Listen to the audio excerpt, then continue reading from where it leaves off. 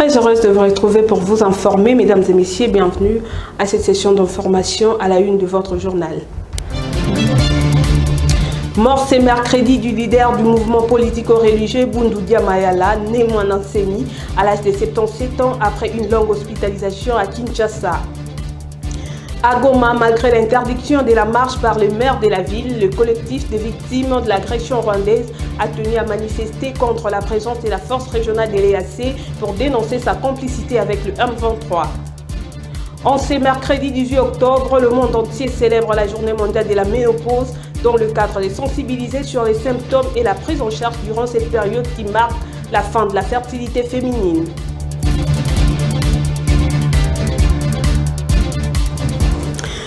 Mesdames et messieurs, c'est avec une profonde tristesse que nous démarrons ce journal avec la nouvelle de la mort du leader du mouvement politico-religieux Boundou Dia Mayala, de son vrai nom Mayala Zakari Badiengila, connu par le nom de Né Mwanantsemi, qui a tiré sa révérence ce mercredi 18 octobre dans un hôpital de la ville de Kinshasa, de suite d'une longue maladie. Suivez.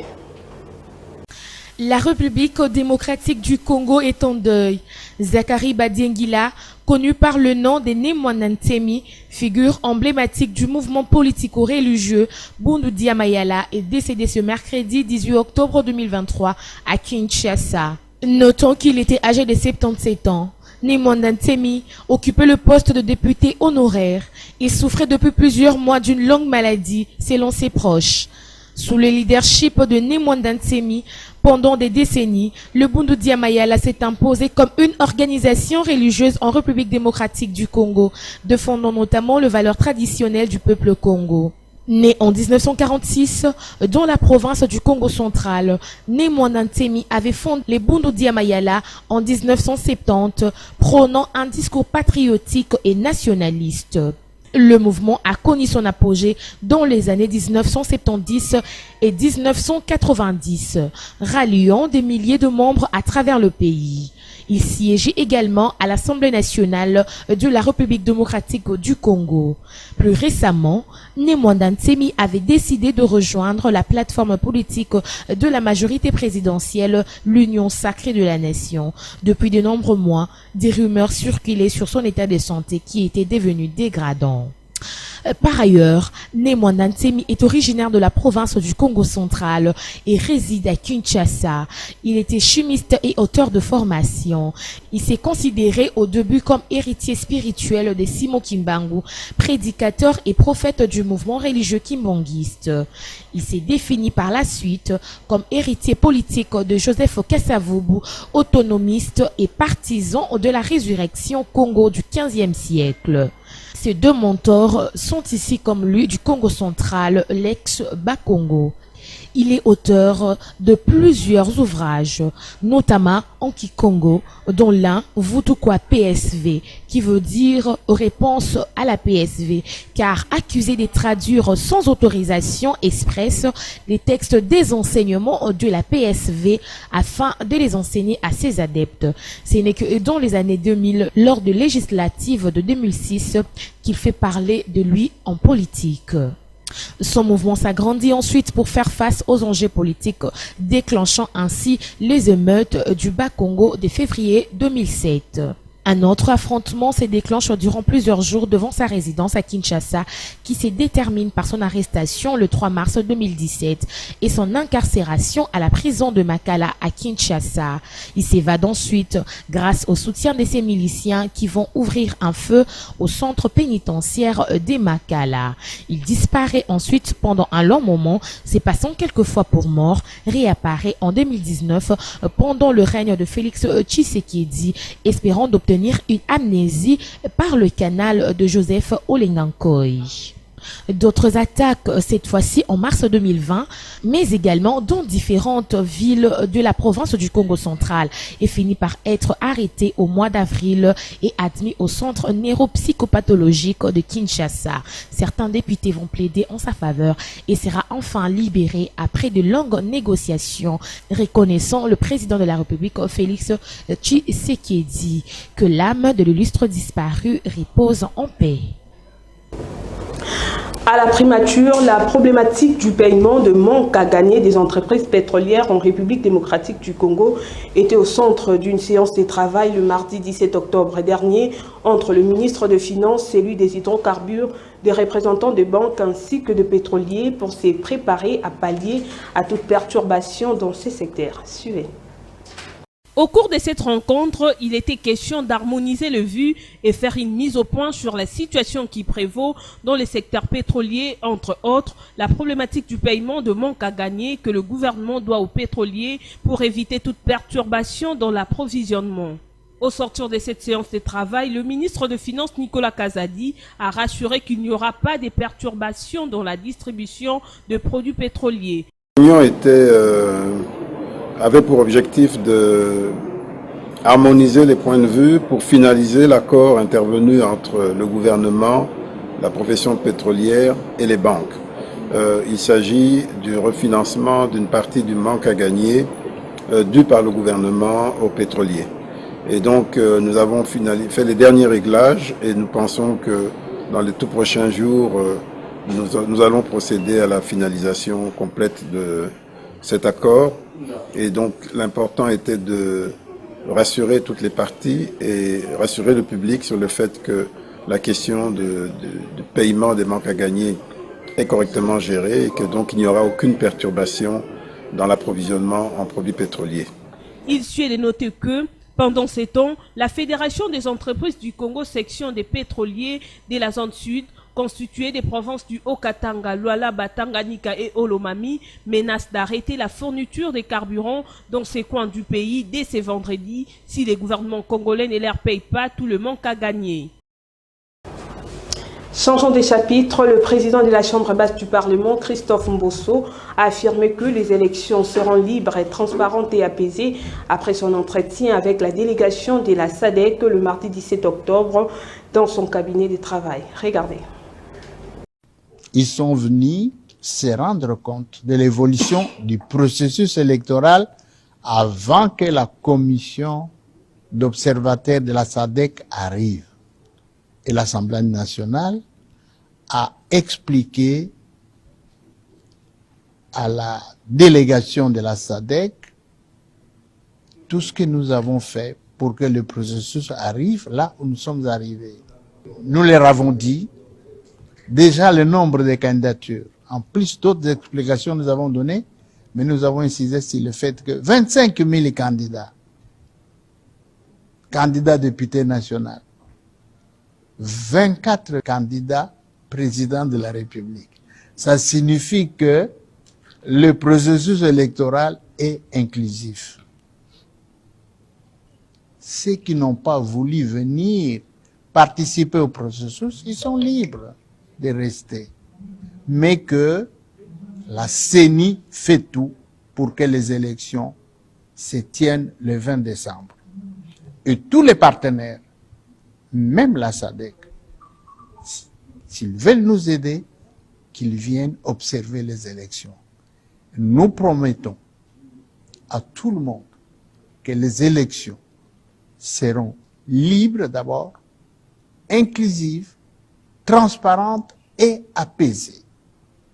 La sécurité sera assurée à tout le monde. Après l'Assemblée nationale, cette délégation en mission d'évaluation préélectorale en République démocratique du Congo a aussi échangé avec les speakers du Sénat, Modeste Batiloukwebo, qui a présenté à cette dernière les réformes initiées par la Chambre haute du Parlement pour renforcer la transparence du processus électoral. La mission cherche à recueillir les informations sur la situation sécuritaire et politique en République démocratique du Congo. Cet environnement politique et sécuritaire doit permettre d'évaluer si le pays est prêt à organiser les élections dans un environnement paisible. Et puis il y a l'environnement, donc les réformes juridiques et la loi électorale elle-même, si elle a subi certaines réformes par rapport avec nos principes électoraux de la SADC. Et puis, nous sommes entretenus, nous voyons aussi la CENI, voir si la CENI, les degrés de préparation des élections. Et ces échanges avec les présidents du Sénat ou les Sénats feront partie intégrante, les informations recueillies vont être intégrées dans notre rapport. Ce mercredi 18 octobre, cette délégation du Conseil consultatif électoral de la SADC a été reçue par le président de la CENI, Denis Kadima. Selon la vice-présidente de la SADC, il était question de faire part au numéro 1 de la centrale électorale de leur mission qui consiste à évaluer si l'environnement politique et sécuritaire du pays est propice à la tenue des élections. Nous sommes ici pour mener une évaluation préélectorale. Nous voulons également nous être saisis de la situation politique et de la situation sécuritaire du pays pour voir si elle se prête à la tenue des élections. Nous évaluons également le cadre juridique, notamment la Constitution, la loi électorale, mais aussi nous évaluons l'état de préparation de la CENI pour la tenue des élections. Nous avons rencontré plusieurs parties prenantes, entre autres les autorités du gouvernement, la société civile, les partis politiques, la presse, les différents groupements tels que celui des femmes, de la jeunesse et ainsi de suite. Bien sûr que la CENI est un acteur clé dans ce processus électoral. C'est pour cela que nous sommes venus rencontrer le président afin d'évaluer l'état de préparation de la CENI pour l'organisation des élections.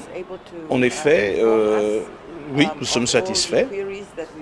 Nous avions d'abord rencontré le vice-président il y a quelques jours qui a répondu aux plusieurs questions que nous avions et il nous a également envoyé par écrit un document sur les informations qui avaient été demandées.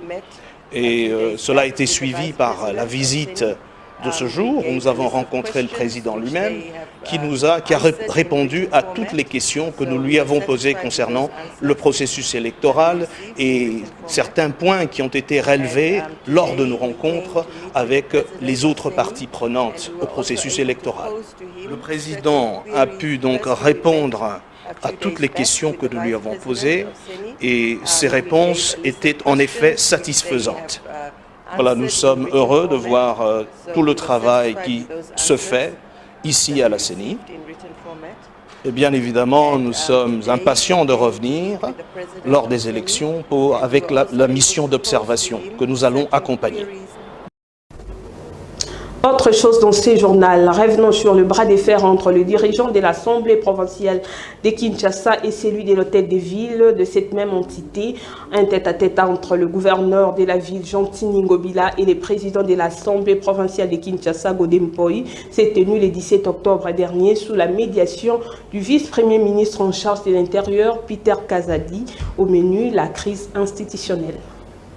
Le gouverneur de la ville de Kinshasa, Jean-Tini Ngobila Mbaka, et le président de l'Assemblée provinciale de Kinshasa, Godem Mpoyi, ont reçu une convocation de la part du ministre de l'Intérieur, Sécurité et Affaires coutumières, Peter Kazadi. En effet, cette convocation fait suite au conflit ouvert qui règne entre ces deux autorités de la ville de Kinshasa depuis un certain temps. Cependant, ce bras de fer qui oppose depuis quelques mois déjà ces deux personnalités de la capitale congolaise crée une paralysie au bon fonctionnement de l'Assemblée provinciale de Kinshasa. Signalons que Peter Kazadi a suspendu toute initiative de convocation de la plénière ou autre activité dans l'Assemblée provinciale de Kinshasa. Par ailleurs, la majorité des députés provinciaux qui apportent leur soutien au gouverneur de la ville avait prévu d'organiser pour le mardi 17 octobre dernier une plénière afin de remplacer Godem Mpoyi et le questeur de cet organe, Papi Epiana. Pour rappel, ces deux derniers ont été à l'objet de mise en accusation pour détournement des deniers publics. Par contre, se trouvant dernièrement en séjour médical à l'étranger, le désaccusé ont dénoncé le non-respect de leur droit de se défendre dans la cour d'appel de Kinshasa-Goumbé leur aurait donné raison le vendredi dernier.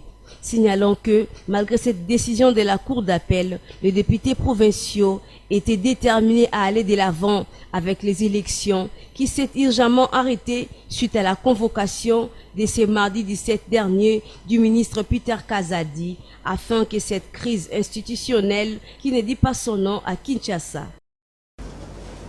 Prenons cette nouvelle en bref. À Goma, malgré l'interdiction de la marche par le maire de la ville, les collectifs des victimes de l'agression rwandaise a tenu à manifester contre la présence de la force régionale de l'EAC pour dénoncer sa complicité avec le M23. Sur place, la police avait érigé quelques barrières empêchant ainsi le manifestant de poursuivre l'itinéraire. Par la suite, quelques-uns d'entre eux ont été interpellés. Police, laissez-nous le passage.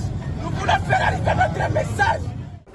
Poursuivons ces journaux dans la commune d'Engaliema. Les habitants de quartiers situés aux encablures du rond-point Sakombi se plaignent depuis un certain temps de la transformation de leur environnement à une décharge publique par les commerçants qui exercent leurs activités autour de ce coin. La population des quartiers situés aux environs du rond-point Sakombi, dans la commune d'Engaliema, vivent une condition de calvaire depuis quelques semaines déjà. En effet, la présence des immondices déversés dans leur voisinage et le long de grands acteurs de ce coin de la capitale est devenue insupportable. Signalant que cette situation est causée à la suite de l'existence d'un marché se trouvant sur la grande route et les environs du quartier Sakombi, dont les commerçants qui exercent leurs activités dans ces dits marchés jettent leurs déchets autour de ce rond-point.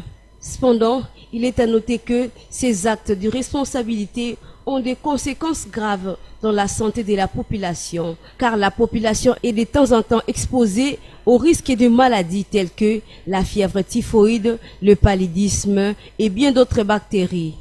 Selon les témoignages des habitants de ces quartiers, ces commerçants jettent sans scrupule tout au long de la journée leurs déchets sur la voie publique sans être interpellés par les services de l'hygiène de la municipalité d'Engaliema, dont on ignore si cela existe pour de vrai, a dit ces habitants des environs du quartier Sakombi. En ce mercredi 18 octobre, le monde entier célèbre la journée mondiale de la ménopause qui vise des millions de femmes de l'univers qui arrivent à chaque jour à ce stade vital de leur vie. Cette journée a pour but de sensibiliser sur le problème lié à la santé du genre féminin en face de la ménopause. Jovine Binga nous en dit plus. Les femmes ménopausées, dotées de leur expérience et de leur sagesse, ont énormément à offrir à la société.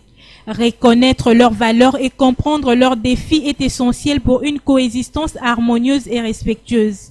En vue de sensibiliser sur le problème lié à la santé de femmes en phase de ménopause et de les soutenir à travers cette étape cruciale de leur vie, chaque 18 octobre de l'année est célébrée la Journée internationale de la ménopause. En effet, la ménopause est un processus naturel et non une maladie. Elle ne survient pas du jour au lendemain et est précédée d'une période de plusieurs années pendant laquelle les hormones commencent à fluctuer. Survenant généralement entre 45 et 55 ans, cette période de la vie d'une femme est marquée par l'arrêt de l'ovulation et la disparition définitive des règles. Elle est précoce ou prématurée quand elle survient avant 40 ans, une situation qui reste plutôt rare puisqu'elle touche 1 à 2% de femmes souffrantes d'un cancer, d'une certaine pathologie ou encore d'une chirurgie comme l'ablation des ovaires, d'anomalies génétiques, de maladies cardiaques ainsi que autres maladies du vieillissement liées aux oestrogènes. Des circonstances de la douleur pendant les rapports sexuels, sueur nocturne, réveil précoce ou insomnie, l'aménorrhée, perte de cheveux et tant d'autres. Cependant, cette étape naturelle et incomprise de la vie de femme demeure dans de nombreuses cultures un sujet tabou et entravé de préjugés, d'où il est important non seulement d'informer mais aussi à déstigmatiser cette phase de la vie. Précisons que de nombreux symptômes apparaissent au cours de cette période, notamment des cycles menstruels anarchiques, les sautes d'humeur, les saignements entre les règles, les bouffées de chaleur, des troubles génitaux urinaires. D'après l'OMS, 1,2 milliard de femmes en 2030 seront âgées de 50 ans et un nombre croissant de ces femmes peut s'attendre à vivre plusieurs décennies après la ménopause. Honorons les femmes en appelant toutes les nations à donner à la santé après la ménopause une place primordiale dans la recherche et la santé publique. La ménopause est un processus naturel et non une maladie. Comment la comprendre et vivre mieux pendant cette période? Suivez ces diplex réalisés par votre rédaction. La préménopause indique le premier changement corporel qui accompagne les changements hormonaux. Généralement, il y a une diminution du taux de progestérone et de l'estrogène. L'organisme produit une quantité insuffisante de ces hormones-là. Alors que la ménopause, c'est les 12 mois qui suivent votre dernière règle. Et pendant cette période-là, l'organisme ne produit plus les hormones qui sont la progestérone et l'estrogène. Pour mieux vivre la période de la ménopause, l'idéal c'est de pouvoir en parler à son mari. Parce que généralement, pendant cette période, il y a les changements qui intervient dans la vie de la femme. La femme aura du mal à remplir ses devoirs conjugaux. Elle aura tendance à repousser son mari. Alors il faudrait en parler pour trouver un commun d'accord et pour maintenir l'harmonie dans les foyers. Pour le veuve, le divorcé ou bien les femmes libres qui atteignent la ménopause, l'idéal c'est de pouvoir en parler avec une amie de confiance ou un ami. La ménopause, c'est une période normale dans la vie d'une femme. Généralement, elle survient entre 40 et 50 ans et s'accompagne toujours avec des modifications qui sont corporelles ou parfois mentales. C'est un moment qui est normal et ça va passer. Il faudrait juste en parler, tout va très bien se passer. Sport à présent, 2 nuls dans des explications, dont un but marqué et un encaissé. Tel est le bilan du stage de la sélection nationale de la République démocratique du Congo qui s'est clôturé le mardi 17 octobre dernier à Lisbonne, capitale portugaise. Le détail dans ces commentaires d'Espoir Kinonvedi. 9 jours a duré le stage de l'équipe nationale congolaise en dehors de son fief, soit en Espagne, puis en Portugal, dans l'objectif d'affûter les armes pour les matchs des éliminatoires mondiales prévus au mois de novembre prochain face aux Mourabitines de la Mauritanie et les crocodiles du Nil du Soudan, mais également pour avoir l'aperçu sur la phase finale de la Coupe d'Afrique des Nations dont le coup d'envoi sera donné en janvier 2024 en Côte d'Ivoire. Du 9 au 17 octobre, les léopards ont bénéficié des travaux intensifs 2 fois par jour qui ont abouti à des résultats nuls. Le mardi 14 octobre dernier, les Congolais se sont séparés en bons amis avec la Nouvelle-Zélande par 1 but partout. Cédric Bakambu, l'unique buteur de la République démocratique du Congo pour cette trêve internationale. Et pour boucler ces stages, les hommes du technicien français Sébastien Desabre ont enregistré un deuxième nul des 0 buts partout face à la sélection nationale angolaise au début de la soirée du mardi 17 octobre dernier à Lisbonne en Portugal. Notons que sur une série de 10 matchs déjà joués, les Léopards ont arraché 15 victoires, 3 défaites et 2 nuls sous l'office de l'équipe technique dirigée par Sébastien Desabre. Affaire tout-puissant Mazembe, le gouvernement a enfin accordé la libération du matériel de production du match de ces clubs louchois contre l'Espérance de Tunis. C'est malgré la délocalisation de cette rencontre pour la Tanzanie. Regardez. Une bonne nouvelle de la part du gouvernement de la RDC qui tombe après la décision de la Confédération africaine de football délocalisant le match qui oppose les Corbeaux du TP Mazembe à l'Espérance de Tunis, qui se jouera en Dar es Salaam en Tanzanie. La Direction générale des douanes et assises et la Direction générale des migrations ont accordé à la délégation de la CAF ainsi que le matériel, la VAR, à accéder dans la ville de Lubumbashi.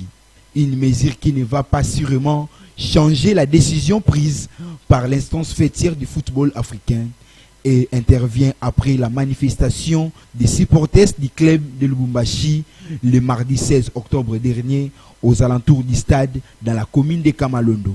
Signalons par ailleurs que le match Mazembe Espérance de Tunis se jouera le dimanche 22 octobre prochain à Tanzanie. Cette situation que traversent les clubs chers à Moïse Katumbi n'a pas laissé en silence les dirigeants des Corbeaux qui qualifient des intox de manœuvres citoyens après la déclaration du porte-parole du gouvernement sur la délocalisation de cette rencontre. C'est ce mercredi que la délégation du tout-puissant Mazembe s'est envolée pour Dar es Salaam en prévision du choc face au club tunisien composé de 35 personnes dans un avion privé après le refus d'utiliser les vols de Rwanda Airs. Enfin, le valeur nutritive, parlons-en. Que savez-vous du maracuja? Ritumboua nous répond. On touche à sa fin avant de nous quitter, place au rappel des titres.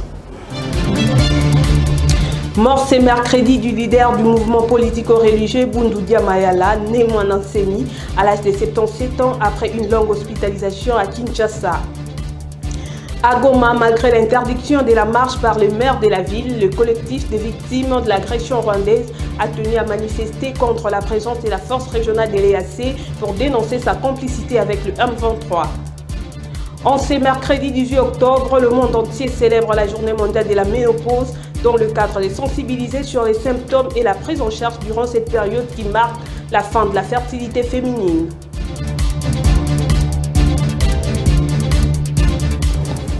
Vous étiez très nombreux à nous suivre, mesdames et messieurs. Merci pour votre attention soutenue. Restez branchés sur Kinactu Télévision. Je vous retrouve demain à la même heure avec le même plaisir. Au revoir.